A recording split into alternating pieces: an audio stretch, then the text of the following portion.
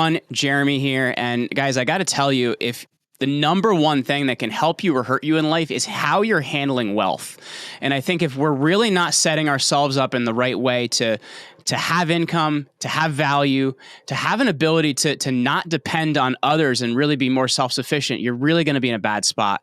And I have a guest today that I'm very excited to dive into things with today. We have Parker Pursell with us today, and he's with the company EQRP, and we're going to be taking a look at really some of the things you should be considering around really legacy wealth and being more self-sufficient. So Parker, thanks for hanging out with me today, man. Thank you for having me. Really excited to dive into just the world of money today. Yeah, and it's funny because I know you and I were nerding out about fitness before we got started here, but we're going to dive into another type of fitness today, which I think a lot of people aren't really considering. And I guess just looking, before we get into that, people that may not be familiar with you, man, tell us a little bit about who you are, what you do, and how you got here.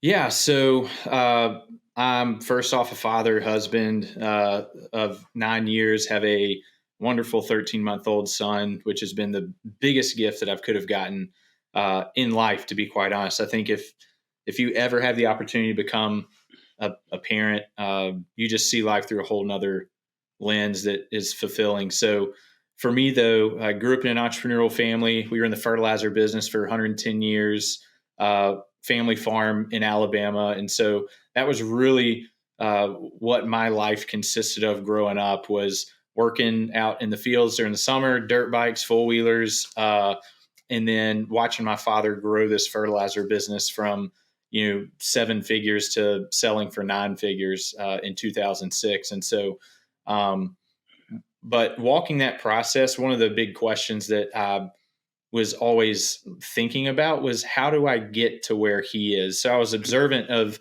the patterns and behaviors that he did in life. First off, the fundamental things of learning just good values, but secondly, how you treat people. And then third, how do we steward the resources that we've been given? And so after kind of watching him go through that whole process and selling the company, I went off to college at Auburn University, got a marketing degree, and then started my own professional career. So I went and worked with Chick-fil-A for about 3 years, went and traveled the country with them. My ambition was to go be an operator. And that was what I really felt called to do, and had a passion for serving people, had a passion for operations, growing business, and saw a path for myself to get to where I wanted to go. But a crossroad event happened where our family got bit by the entrepreneurial gene again and said, okay, well, we have all these resources, we have this land, and we wanted to not just sit on the talents that the Lord had given us, but also go reinvest it, go make a bigger impact, a bigger legacy. So what we did is we then built a hospitality resort around our golf course. And so it made sense for us, but we were a family business, so we were just figuring it out. So I went back for 4 years there, took everything I learned from Chick-fil-A back to the family business, and served in a variety of capacities there. But then COVID hit. And what was funny is, as I was out there at the family business, and if anybody's ever worked family business, you'll know this, is that it's not as easy as you think it is. It's actually much harder.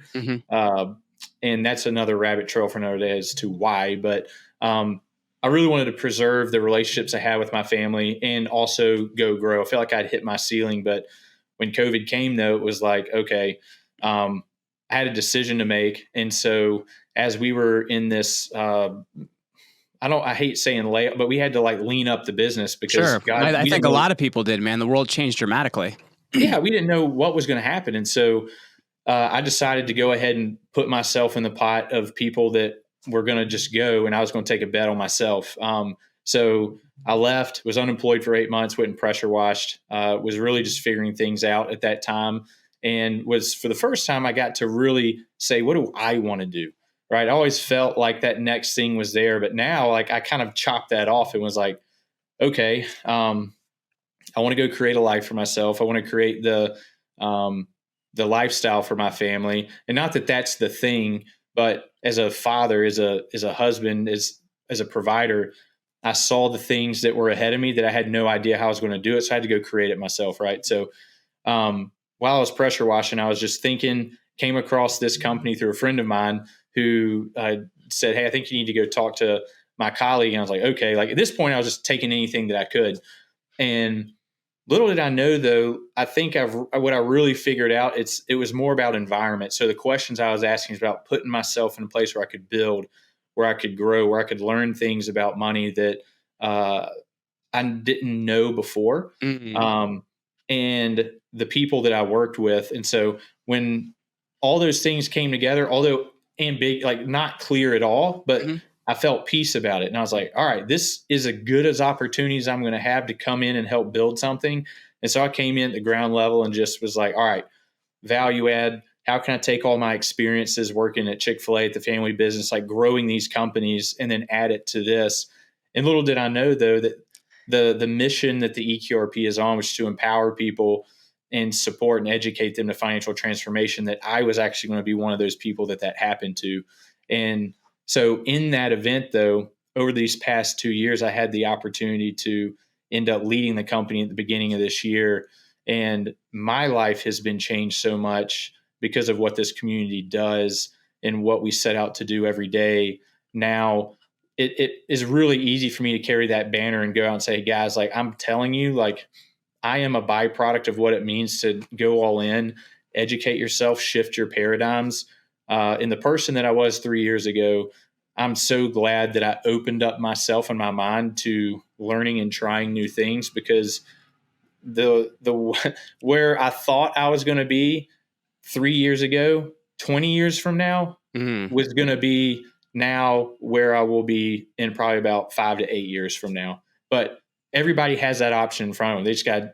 They got to surround themselves with the right people, and that's what we get to do, is put all these people together to help get to where they want to go financially.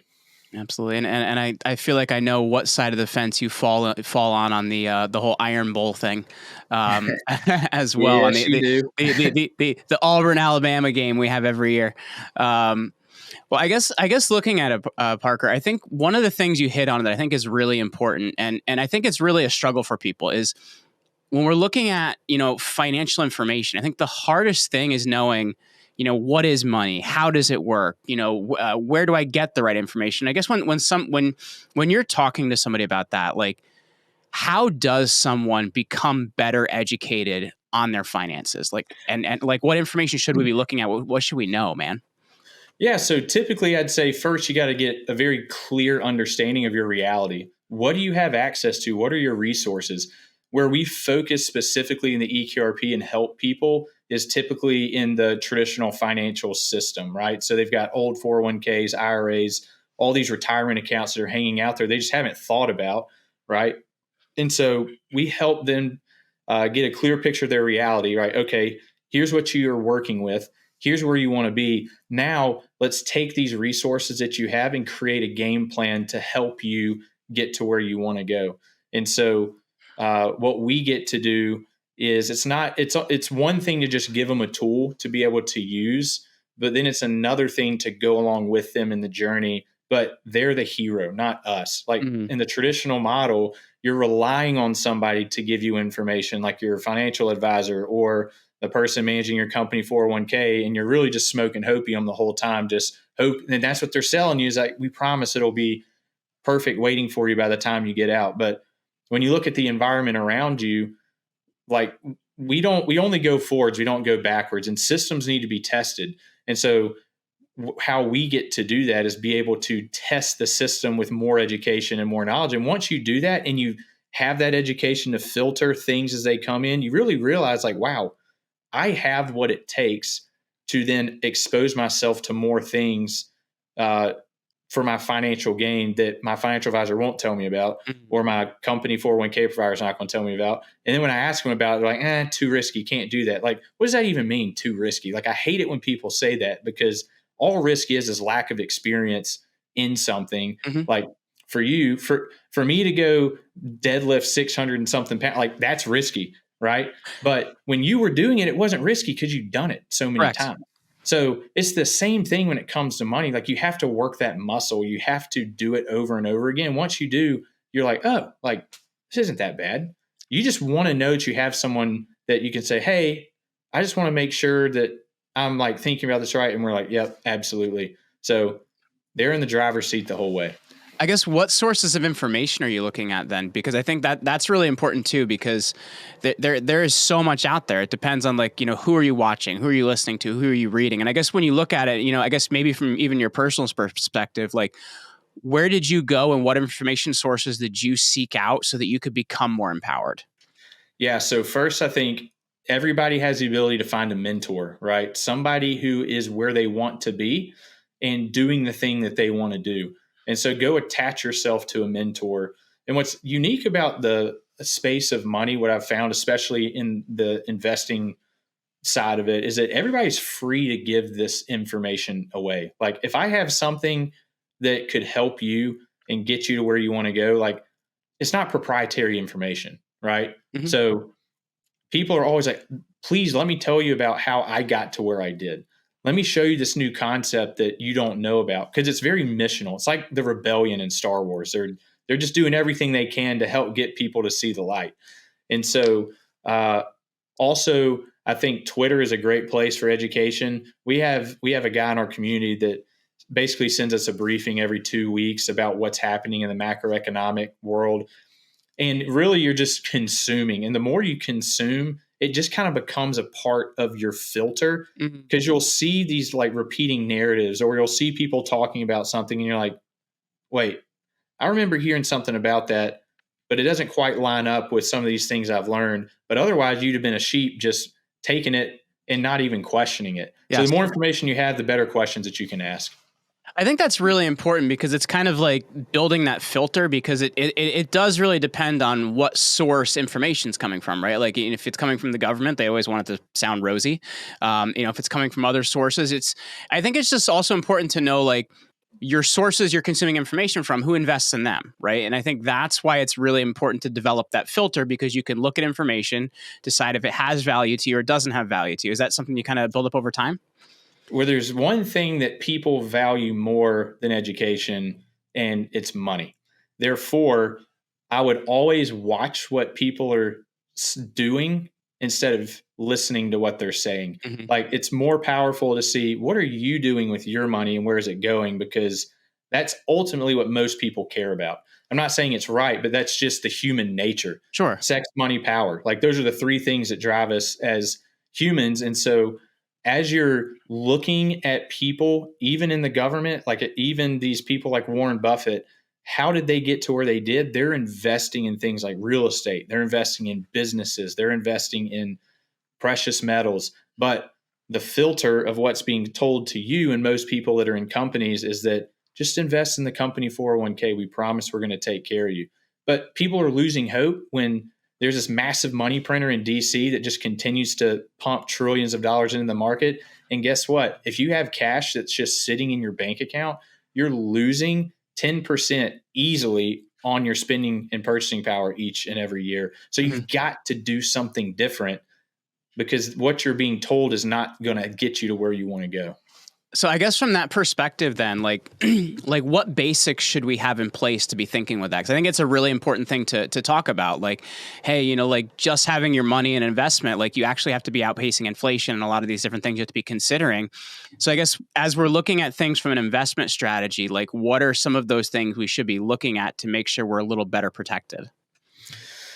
Yeah. So the things you should be, and I always go back to having a mentor, because it all goes down to your plan, right? Like, what is your plan? People get too caught up chasing things like the next shiny object. Sure. But you can get to where you want to go in a number of different ways. People just aren't consistent enough and stay the course to doing that. So if there's something that you know very well, so if it's real estate and you feel really comfortable with it, then you probably should invest in real estate, right? But don't go invest in something you have no idea about, right? That's dumb. Learn, get in the game maybe, but if you're just asking like those core baseline things, like it has to be having a mentor, somebody that can help guide you. It's consuming information, having a plan. So just pick two things that you feel knowledgeable about and you're interested in, and then start taking action and doing it.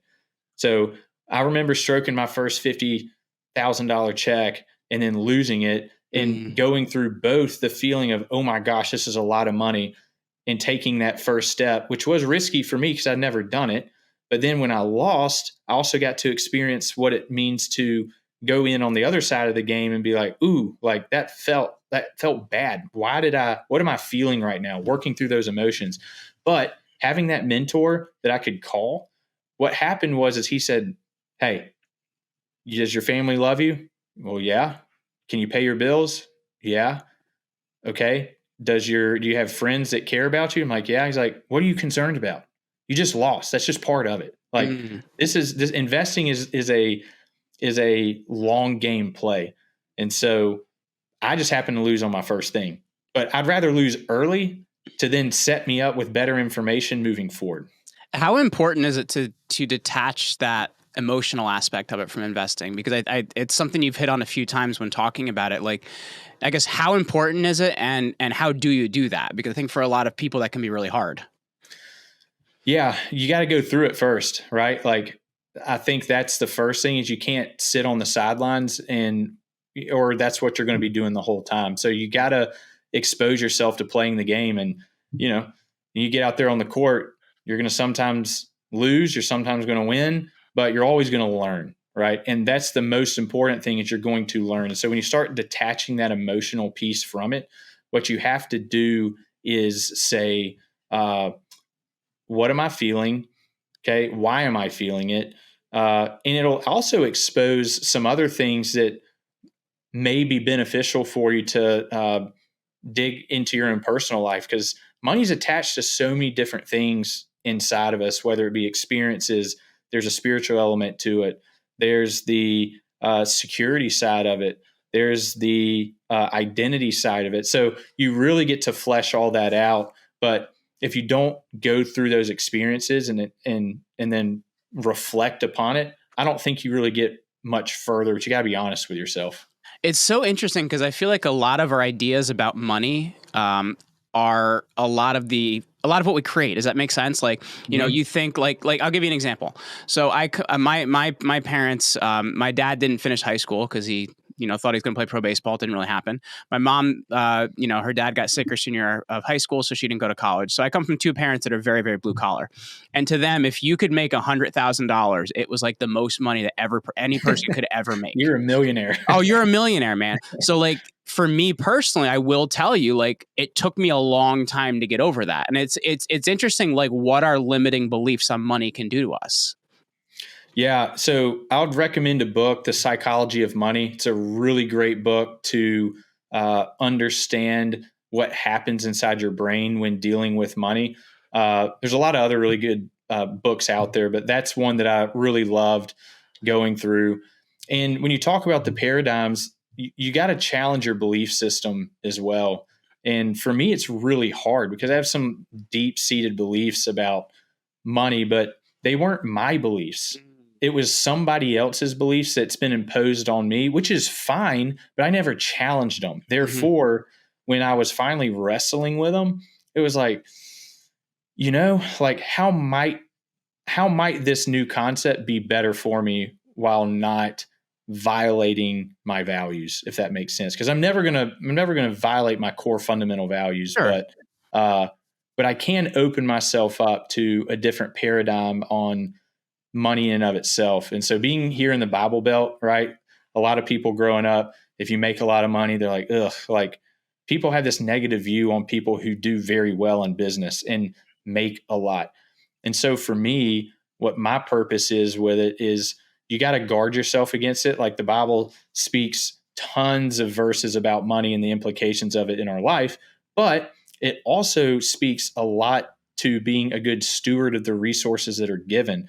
It tells stories about people that God made the richest people in the world, but the thing that they had deep down was this ability to not let the money be the distraction, but they were focused on a higher purpose for using those resources. And so for me, that's where I really said, you know what? Like, I'm passionate about business. I'm passionate about money, making money, because it's fun. Like, it's just a game where if you put good energy towards something, more energy comes back. And that's what money is. It's just essentially just an output of energy that comes from an input that you're putting into something. And so I've also been able to experience that side of giving.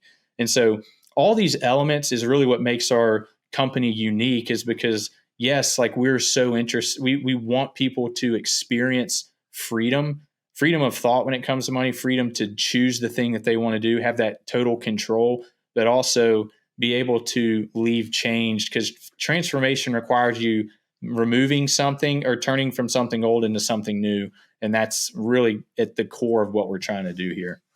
I can really, really appreciate that. And I guess like looking at the idea of being a steward, as you mentioned, when we look at the concept of steward leadership, what does that mean to you, and how does that drive your mission at EQRP? Yeah. So being a steward means that you've been entrusted with something, right? I think it's deeper than being a servant leader, which is what most people know. But being a steward leader means that the resources that I have aren't mine, but it's my job to take good care of them, right? So the time, talent, and resources. So am I being a good steward of my time when I'm at work? Am I being a good steward of the resources that have been at my disposal, my people, right? Like those are resources. Am I caring for them? Even your own gifts, like things that you're good at.